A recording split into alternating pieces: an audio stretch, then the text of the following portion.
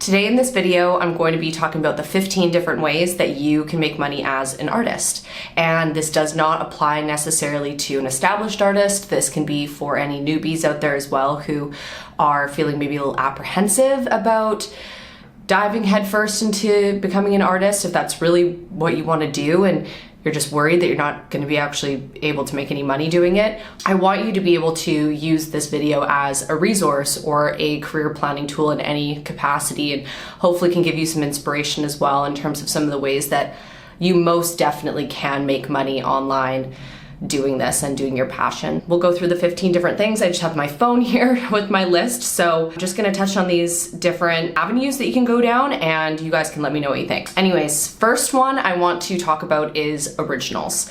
So essentially originals are really just original pieces that you've created. These don't necessarily apply to digital artists as much because we have the ability to copy and paste and share art over and over and over again.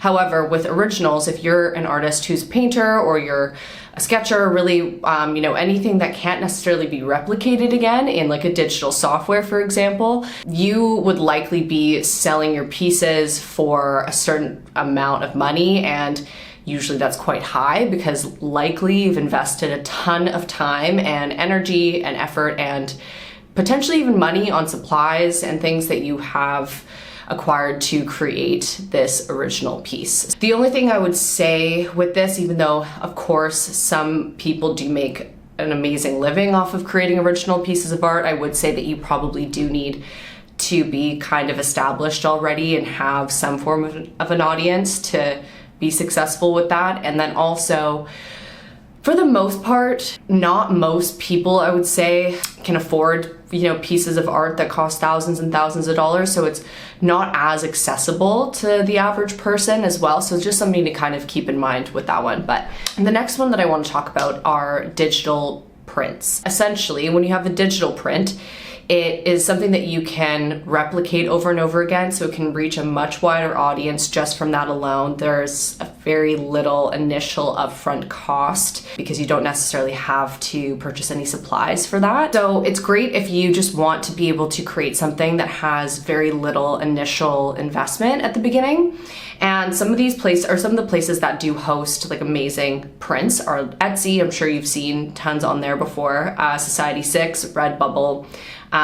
These are all very popular places where a lot of people go to buy nice pieces for their home or even gifts for other people and things like that. So the next one are digital products. So you can actually sell digital products even if you're not necessarily a digital artist and you're, again, more of a traditional artist as well. You can definitely still sell things online. So, for example, as a digital artist, I could easily sell my Procreate brushes using like Creative Market, which is a really popular platform where a lot of people sell digital products for art. And then there's also Gumroad. A lot of people use that one as well. When it comes to some of the other things that you can sell digitally, you could sell like templates, you could sell clip art, you could sell vector graphics. A lot of people even sell fonts. This was what I wanted to talk about. I actually know a creator that is specialized in creating fonts on Procreate actually, and they sell their fonts on places like Creative Market, and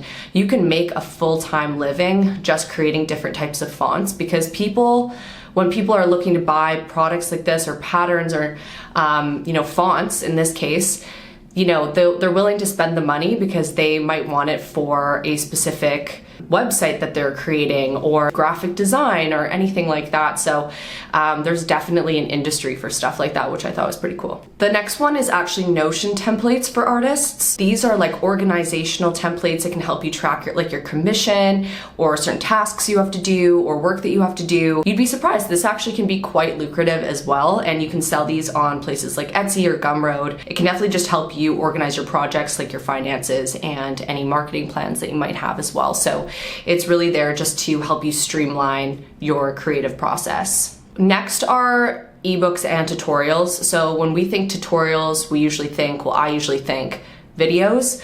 However, you can technically create tutorials within ebooks as well through giving examples and instruction.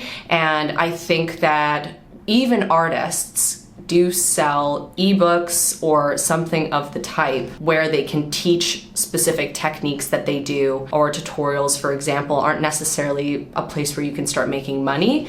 But if you transform that in a way that somebody can learn in an ebook or in a short form video of some form, that's also definitely a way that you can start making money as well. The next one I want to talk about is online courses. Now, I love this idea. I'm actually in the process of creating a course myself. I think that this is great if you have even a small or a large audience, either one. I still think that courses can be so beneficial to your business if you're wanting to really start making money with your art and you have something to offer somebody else. You have a specific creative approach to how you're creating, whether you're a painter, whether you're a digital artist, really whatever that looks like for you.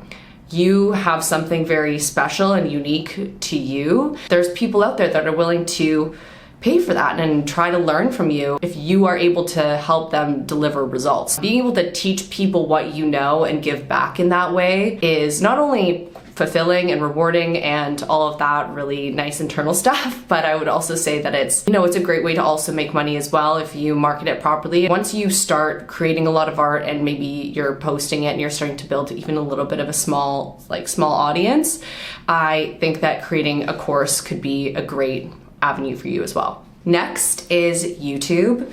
I love YouTube so much. I've only been on this platform for since March of 2024, so how many months is that now? Not very long at all. I have been able to build a small audience and I'm so grateful for everybody that's supported me thus far. I just think that YouTube is amazing, and once you're monetized as well, you can start making great money with YouTube. Obviously, it takes some time. I think most creators usually need to be on the platform for at least a year for monetization to happen, and it does take a bit of time. It takes a lot of effort, a lot of consistency, and a lot of content, filming, planning.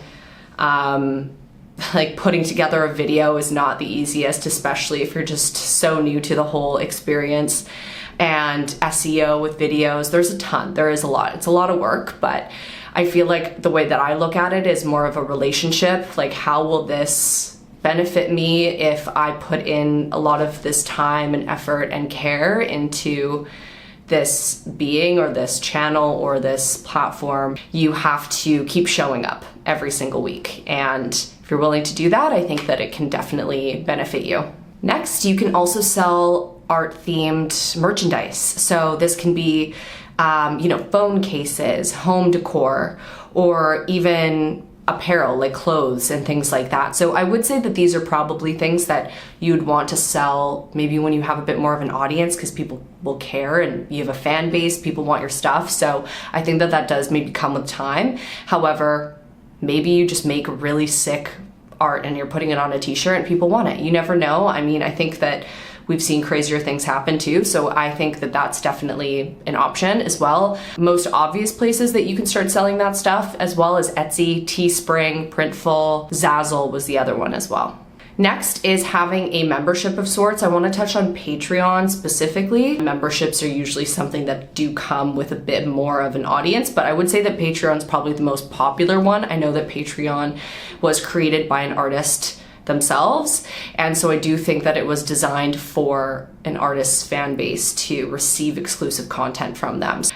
Essentially, it is very flexible for an artist, which I do think is a big benefit for Patreon, because you can have different tiers of memberships, for example, so it will allow certain people to have certain access to X information versus somebody who's paying a bit more can have access to X amount more tutorials, things like that. So I do think that there's a lot of benefit, and then I think there's also some cons just in terms of some of the communication capabilities too. Like, I don't think that there's a ton of opportunity for you to be able to talk to your audience as much or communicate with them. I do think that there's a lot of creators out there making really good money with Patreon too. So definitely don't ex-nay it, but I do think you need more people to be a part of your community already. The next one that I want to talk about is freelance work. This is pretty well known to a lot of us, I would say, and You know, you can do these on platforms like Fiverr, I think it's Upwork and ArtStation, and you can just create custom designs for individuals, companies,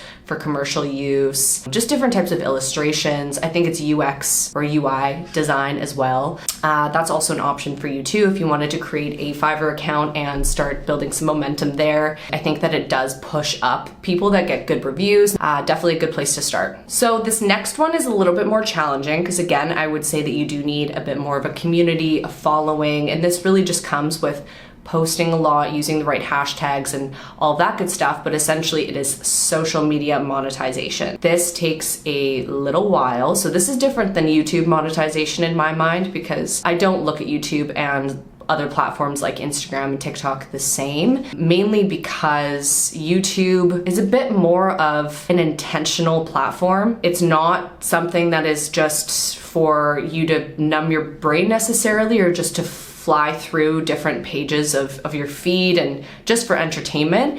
I feel like it's a bit more purposeful. Getting monetized on social media is really just done through advertisements or paid posts and things like that. I would say that it does take a little bit more time, and I really do think that if you're going to go down the making videos and posts route, I would do YouTube. I do believe it's a lot more worthwhile for artists personally. The next one is art workshops and retreats. So art workshops are really great if you're wanting to get a lot of artists together so that you can learn from one another, or after you establish a small audience, you can host workshops, and workshops are usually meant to be a little bit on the cheaper side, probably a bit cheaper than a course because they're usually about an hour or so, and you can be pretty niche with it if you want to teach a very specific topic or technique or things like that. There are people that will 100% want to pay for that so that they can learn and enhance their skills. I do think that art workshops are an amazing route to go down, again, if you market them correctly as well. So next is selling art supplies. This is, again, not necessarily something that's as applicable to a digital artist, but anybody outside in the traditional realm as well, you can definitely sell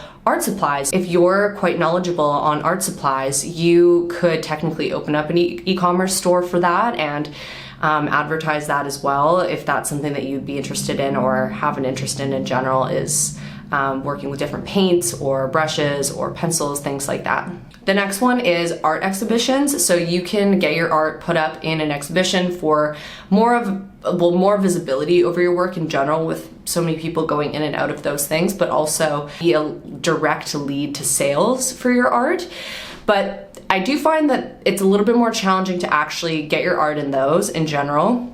And then the last one I want to talk about is art therapy. I think that this is a very unique and niche avenue to go down, but if you're somebody who is a counselor or a therapist in any capacity, or just has that ability within them and has maybe had that as a passion as well, having art mixed in with therapy and having or being able to host sessions where you have your clients do both with you and you come up with a unique and very effective way to move people and change their lives by doing that. I think that that is so cool and so amazing. And so I do think that that's an avenue, and that's probably speaking to a very specific niche person. It's really designed for you to be able to improve a person's physical, mental, and emotional well-being. And I just think that's amazing. Well, that is all I have for you guys today. Hopefully you enjoyed this video and hopefully you're able to gain some inspiration. I really do hope that